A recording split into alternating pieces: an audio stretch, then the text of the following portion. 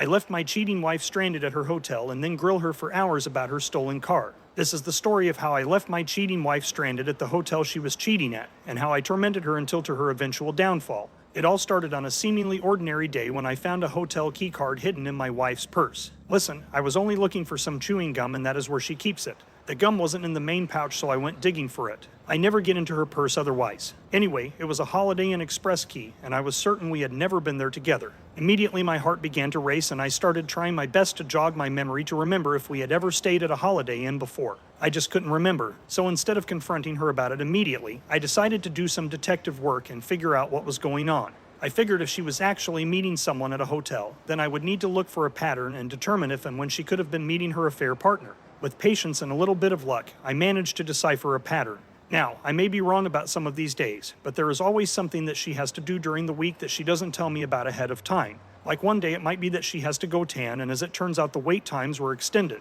And maybe that she also ran into some friends there and they talked for a long time in the waiting room afterwards, etc. One time it was an impromptu coffee date with one of her girlfriends. Another, a sudden urge to go see her sister or her mother. I mean, when I do something, I plan for it and run it by her schedule to make sure she's good with it. Not that I am some little whoop puppy, but I find it to be a matter of common freaking courtesy to do so. So when she doesn't even care enough to check with me about any of this ever, it starts to affect things. Anyway, I told myself that I'd be prepared for the next one. And I was. I enlisted the help of my brother to execute my plan, which was designed to find out the truth, and then teach my wife a lesson she'd never forget, if warranted. As I filled him in on the details, I could see the mixture of shock and amusement on his face. We both knew this was going to be one for the books. She said she was going to go shopping at the mall with some of her friends, and as always, I enabled her and said, "Sure, no problem at all. See how easygoing I am. That's probably part of the problem." Anyway, I called my brother and he flew to my house. I grabbed the extra set of keys to her car and then we drove to the Holiday Inn Express. Sure enough, there it was, her car parked in the back of the lot.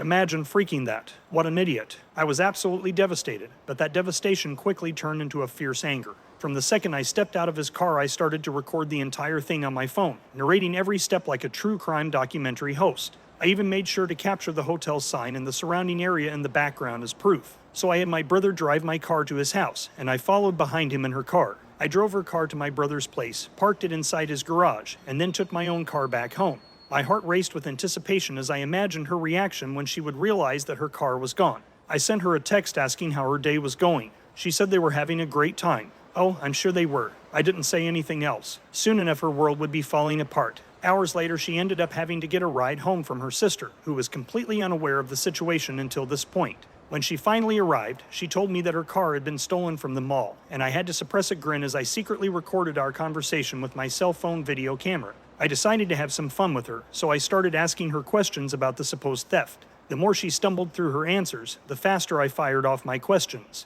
Why hadn't she called the cops? Who else was with her at her girls' day at the mall? I could see beads of sweat forming on her forehead as she struggled to maintain her composure. Then I insisted on calling those friends, but she made excuses as to why they couldn't help us. I told her that was crazy and that she needed to call them now. She started to get up and leave the room, but I told her to stay and call them so I could hear and maybe help figure it all out. She started to leave anyway, but I insisted. So she sat down and stared at her phone, frozen with fear. At this point, I could sense her growing desperation, and I must admit, it was thrilling. Finally, I said that I was going to call the police, and she suddenly said that might be a bad idea. Her eyes darted around the room as if searching for an escape. I told her we had to call the police and then picked up my phone. So I called my brother, who pretended to be a cop, and told him that the car was stolen from the mall. I assured the officer that my wife would be more than happy to provide all the necessary details. I also mentioned checking surveillance tapes at the mall to gather more information.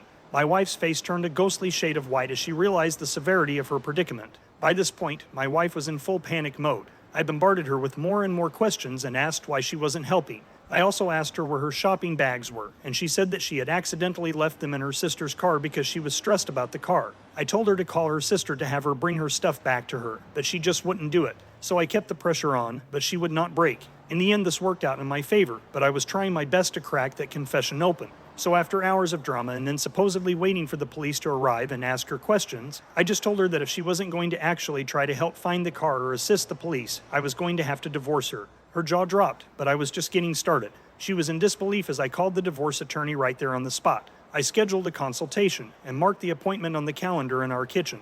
My wife couldn't believe it and started acting as if I was being unreasonable.